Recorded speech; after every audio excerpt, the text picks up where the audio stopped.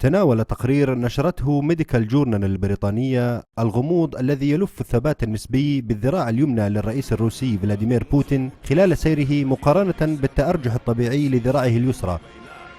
واستبعد التقرير تكهنات كانت تدور حول وجود ألم في الكتف اليمنى لبوتين أو إصابته بعوارض مرض باركنسون، لافتا إلى احتمال كون السبب هو التدريبات العسكرية التي تلقاها الرئيس الروسي سابقا في جهاز الاستخبارات ببلاده أو ما يعرف بالKGB.